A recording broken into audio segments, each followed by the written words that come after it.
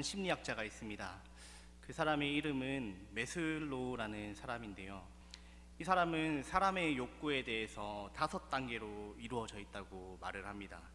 그의 이론에 따르면 그 5가지 욕구는 먼저 생리적인 욕구, 또 안전의 욕구, 애정과 소속의 욕구, 존중의 욕구, 그리고 자아 실현의 욕구가 있습니다. 그 중에서 저는 오늘 존중의 욕구에 대해서 이야기하려 합니다. 모든 사람은 누구나 존중받고자 하는 욕구를 가지고 있습니다. 타인이 자신을 존중해 주기를 원하며 또한 존경받기를 바랍니다. 이러한 존중에 대한 욕구는 자신감, 명성, 권력, 지배를 만들어냅니다. 이런 존중의 욕구가 적절히 활용된다면 생산적인 것들을 만들어낼 수 있으나 만약에 존중받고 싶은 욕구를 충족시키지 못한다면 사람들은 좌절을 느끼기도 하고 열등감과 무기력에 빠질 위험성이 있다고 말을 합니다. 이처럼 사람들의 존중은 누구나 받고 싶어하는 욕구인데요. 이 욕구를 충족시키기 원합니다. 사람들은. 여러분들은 어떠한 사람들을 존중하고 싶으십니까? 세상에서 사람들은 사회적으로 성공한 사람들을 존중하는 경향들이 있습니다. 사회에서 높은 지위를 가지고 또 평판이 좋고 재물이 많고 사회봉사에 많이 기여한 사람들을 존중하는 모습들을 보입니다. 물론 그런 사람들이 존중받아야 할 사람들일 수 있습니다. 하지만 이 세상에서 기독교적 가치관을 살아가는 우리들에게 교회 안에서 존귀한 자들이 누구인지 물어보고 싶습니다. 헌금을 많이 내는 사람일까요?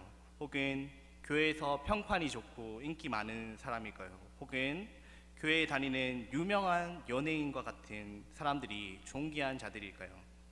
오늘 본문 29절 하반절을 보시면 이와 같은 자들을 존귀히 여기라 라고 말하고 있습니다. 여기서 나오는 이와 같은 자들은 에바브로디도를 지칭하고 있습니다. 이 에바브로디도의 모습을 통하여서 교회 안에서 존귀함 받는 자들의 모습이 기독교적인 가치관 안에서 존귀함 받는 자들의 모습은 어떤 사람들인지를 저희가 살펴보기 원하고 또한 우리가 존귀함 받는 자 되기를 소원합니다. 먼저 첫 번째로 교회 안에서 존귀한 자들이 누구입니까? 먼저 첫째로 자신보다 타인의 유익을 구하는 자들입니다. 오늘 본문 빌립보서에서 바울은 구금이 되어 있는 감옥에 갇혀 있는 그런 상태였습니다. 그래서 에바브로디도를 통하여서 필요한 모든 것을 공급받고 있는 상태였습니다.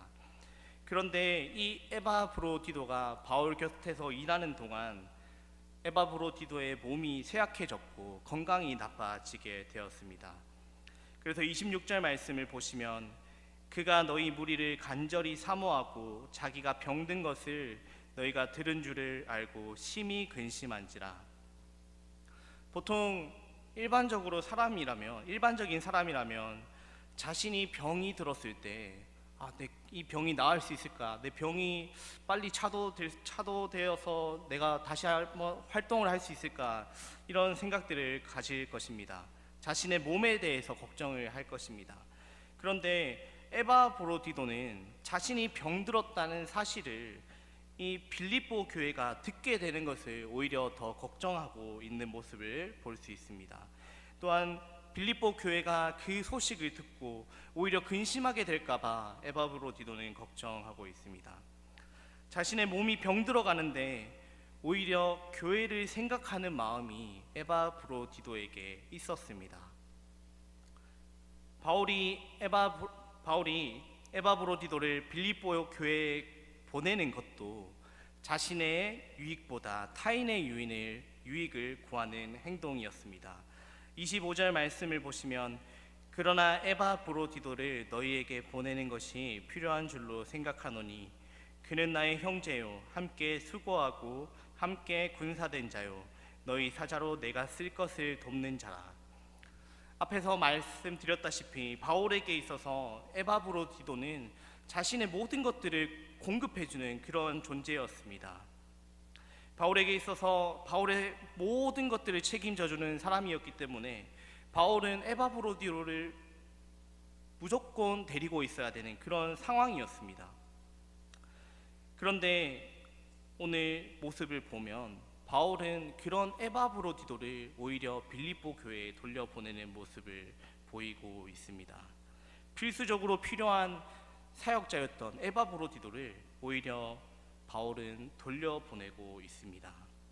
에바브로디도를 통해서 바울은 하나님 나라의 일을 하는 데 있어서 또한 자신이 생활하는 데 있어서 필요한 많은 것들을 충족받았을 것이지만, 그런 바울이 에바브로디도를 빌립보 교회에 보낸다면 바울 스스로 많은 어려움을 겪게 되는 것은 눈에 보이듯이 뻔한 일이었습니다.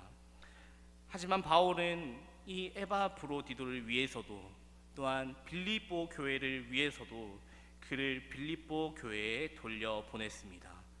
이처럼 바울과 에바브로디도는 자신보다 타인의 유익을 구하는 자들이었다고 말할 수 있습니다.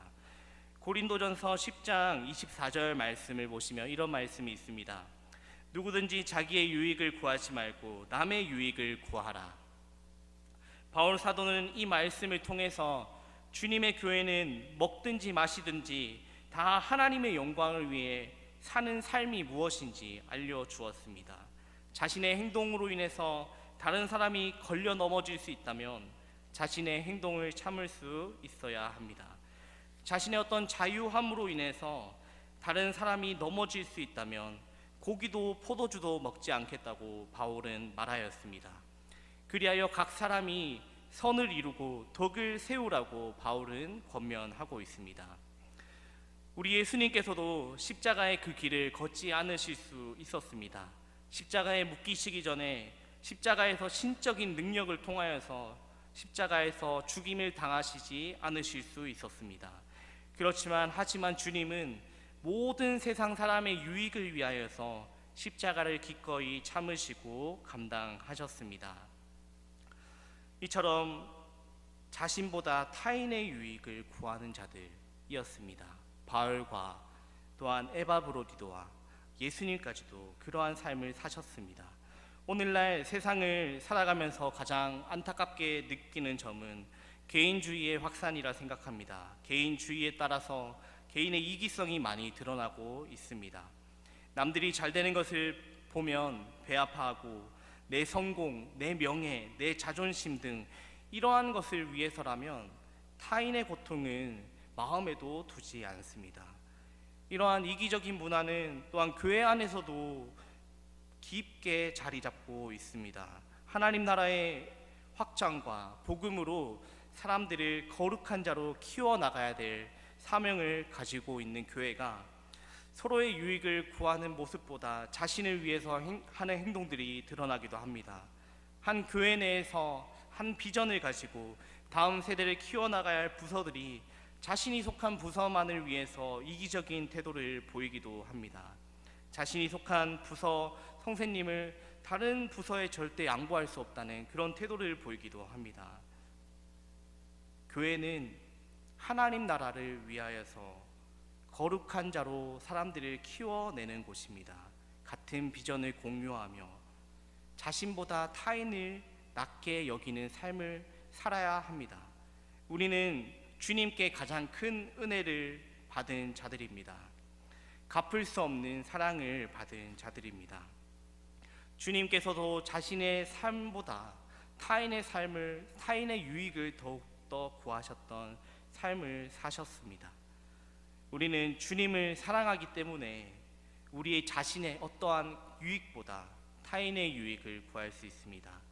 또한 그러한 삶을 살 때 우리는 교회에서 존귀한 자라고 불리게 됩니다. 우리 모두가 존귀한 자로 불리는 성도님들 되시길 주님의 이름으로 축복합니다. 두 번째로 교회 안에서 존귀한 자의 모습이 누구인지 살펴보기 원합니다. 두 번째로 교회 안에서 존귀한 자는 주님의 일을 위해서 자신의 목숨도 아끼지 아니하는 자입니다. 29절에서 30절 말씀을 보시면 이러므로 너희가 주 안에서 모든 기쁨으로 그를 영접하고 또 이와 같은 자들을 존귀히 여기라. 그가 그리스도의 일을 위하여 죽기에 이르러도 자기 목숨을 돌보지 아니한 것은 나를 섬기는 너희의 일에 부족함을 채우려 함이니라. 에바브로디도는 주님의 일을 위해서라면, 복음을 위해서라면 자신의 목숨을 돌보지도 아니하였습니다. 그는 바울 곁에서 하나님 나라의 사역을 위하여서 동참하였던 자였습니다.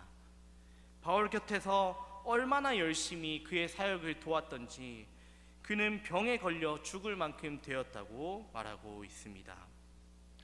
여기서 나오는 목숨도 돌보지 아니하였다는 것을 원어로 해석하면 목숨을 걸었다, 목숨을 두고 모험을 하였다라는 뜻으로 해석할 수 있습니다.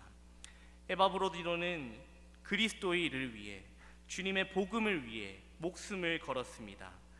이 세상에서 가장 가치가 있고 보람된 일을 위해서 그는 목숨을 건 모험을 감행하였습니다. 하나님의 일을 위해서 목숨을 거는 자에 대해서 우리는 마땅히 경의를 표해야 할 것입니다. 존귀한 자들은 존귀한 일들을 계획합니다. 빌립보서 1장 20절 말씀을 보시면 나의 간절한 기대와 소망을 따라 아무 일에든지 부끄럽지 아니하고 오직 전과 같이 이제도 온전히 담대하여 살든지 죽든지 내 몸에서 그리스도가 존귀되게 하려 하나니. 그리스도가 존귀하게 되는 일이 우리에게 있어서 바로 존귀한 일입니다. 존귀한 자로 불리는 자는 그리스도가 존귀하게 되는 일들을 계획합니다. 그렇기에 그리스도가 존귀하게 되게 하는 일들을 위하여서, 복음을 위하여서 목숨을 걸기까지 최선을 다하여서 일합니다. 세상에서는 어떤 사람들이 존귀 여김을 받습니까? 앞에서 말하였다시피 선행을 많이 하는 자, 사람들에게 인정받는 자, 사회에 많은 기여를 한 자들이 존귀하게 여김을 받습니다. 그렇지만 교회에서 존귀하게 여김 받는 자들은 바로 그리스도의 일을 위해서 목숨을 걸고 최선을 다하는 자들입니다. 사도 바울은 주님께서 주신 복음을 전하기 위해서 매를 맞고 감옥에 갇히고 목숨을 걸면서까지 주의 일에 힘을 썼습니다. 에바브로디도는 바울 곁에서 바울의 건강을 돌보고 바울을 위로하고 격려하고 돌보는 일을 한 그것처럼 우리는 각자 자리에서 최선을 다해서 주님의 일들을 해야 합니다. 교사로 섬긴다면 교사로서 어떻게 하는 것이 주님의 일을 잘 섬기는 것일지 고민하며 기도하는 것이 필요할 것이며, 직분을 맡은 자라면 어떻게 행하는 것이 주님의 교회를 세우고 주님의 일을 위해서 최선을 다하는 것일지 고민하며 기도하며 행해야 할 것입니다. 최선을 다해서 주님의 일에 헌신하여 존귀한 자로 불리는 성도님들 되시길 주님의 이름으로 축복합니다. 지금까지 저희는 어떠한 자들이 교회 내에서 주님께서 인정해 주시는 존귀한 자인지를 알아보았습니다. 그렇다면 우리는 이런 존귀한 자를 어떻게 대해야 할까요? 바울은 이러한 자들, 곧 주님의 일을 위해 최선을 다하는 자들을 존귀하게 여기라고 당부하고 있습니다. 29절 말씀을 보시면 바울은 기쁨으로 그를 영접하고 그를 존귀하게 여기라 말하고 있습니다. 목숨을 돌아보지 않고 헌신한 자들을 우리는 기뻐하며 그를 존귀하게 여기는 것입니다. 하나님 앞에서 이러한 자들이 귀한 자들입니다. 우리는 이러한 자들의 수고와 노고를 인정해 주어야 합니다. 세상 사람들이 교회에 헌신하며 수고하는 자들을 알아주겠습니까? 전혀 알아주지 않습니다. 세상 사람들은 사회적으로 이바지한 사람들을 존귀한 자로 부르지만 세상과 함께 살아가는 교회는 가장 귀한 가치가 무엇인지 알고 있습니다. 교회 내에서 가장 귀한 가치는 주님의 일을 위해서, 주를 위해서 헌신하고 섬기는 것이 가장 귀한 일입니다. 그렇다면 우리는 그런 사람들의 수고와 노고를 알아주고 그들의 헌신을, 그들의 섬김을 격려하고 위로해 주어야 합니다. 작게는 우리가 속한 교회 내에서, 크게는 다른 나라에서 사역하고 계신 선교사님들을 위해서 우리는 크고 작은 감사를 표할 수 있을 것 같습니다. 주님의 일을 위해 최선을 다하는 자들에게 따뜻한 한마디 말, 수고 많으신다고, 항상 기도한다고, 그런 말들이 또 섬기는 자들에게 있어서 얼마나 큰 위로가 되며 따뜻함을 주는지 느껴보지 못하는 사람은 모를 것입니다. 물론 주님께서 우리의 가장 큰 위로와 소망이 되시지만 주님은 사람을 통해서도 우리에게 위로를 하시기도 하십니다. 성도 여러분, 주님 안에서 한 형제 자매로 모인 이 사람들은 주님의 피로 산 교회의 한 공동체입니다. 그러한 자들이 주님의 일을 위해서 헌신하는 것을 볼 때 우리는 기뻐해야 합니다. 또한 그들의 수고로움을 인정해주고 그들을 세워주고 따뜻한 말을 통해서 위로해 주어야 합니다. 그들 또한 그 작은 위로와 격려를 통하여서 새로운 힘을 얻게 될 것이고 더욱더 주님의 나라가, 더욱더 주님의 교회가 세워지는 일 가운데 헌신하게 될 것입니다. 작은 위로, 따뜻한 말 한마디를 통해서 또 그들의 헌신을 격려해주고 세워주고 그들의 수고로움을 인정해주는 그런 모든 성도님들 되시기를 축복합니다. 말씀을 맺겠습니다. 오늘 저희는 세상 가운데 살아가는 우리들이 또 교회 안에서 존귀한 자들이 어떤 자들인지, 그리고 우리는 존귀한 자들을 마땅히 존귀하게 여겨야 한다는 것을 들었습니다. 존귀한 자들은 자신보다 타인의 유익을 구하는 자들입니다. 또한 주님의 일을 위해서라면 목숨을 걸면서까지 최선을 다하는 자들입니다. 또한 우리는 이러한 자들의 수고와 헌신을 마땅히 존귀하게 여겨야 합니다. 그러한 순간 가운데 그들의 더욱더 힘을 내 헌신하게 될 것이며 주님의 교회는 더욱더 확장될 것입니다. 존귀한 자, 존귀하게 여기는 자, 이 두 가지 모두를 목표로 삼고 교회에서 존귀하게 여김받고 또한 다른 사람들이 존귀하게 여길 줄 아는 하나님 나라의 동역자 되시기를 주님의 이름으로 축복합니다. 기도하겠습니다. 사랑이 많으신 아버지 하나님, 또 저희들을 또 교회로 불러주시고 또 주님의 피로 사신 이 교회 가운데 또 여러 가지 모양으로 헌신하게 하심을 감사합니다. 주님, 세상 사람들은 저희들의 헌신을 몰라주고 저희의 수고로움과 저희가 바쳐서 일하는 것들을, 시간을 내어서 일하는 것과 또 재정을 투자해서 일하는 것들을 전혀 이해하지 못하지만 하나님, 그리스도를 믿는 우리들은 교회 안에서 또 세상 가운데서 가장 가치 있는 일이, 가장 귀한 일이 무엇인지를 알고 우리의 시간과 재정들을 내려놓습니다. 주님, 우리가 날마다 주님의 교회를 위하여서 또 주님의 복음을 위하여서 헌신하는 자들 되게 하시고 또한 그 헌신하는 자들을 또 그들의 수고로움을 인정해주고 격려해줄 줄 아는 그런 자들이 될 수 있도록 하나님 인도하여 주시옵소서. 이 모든 말씀 살아계신 예수님 이름으로 기도드렸습니다.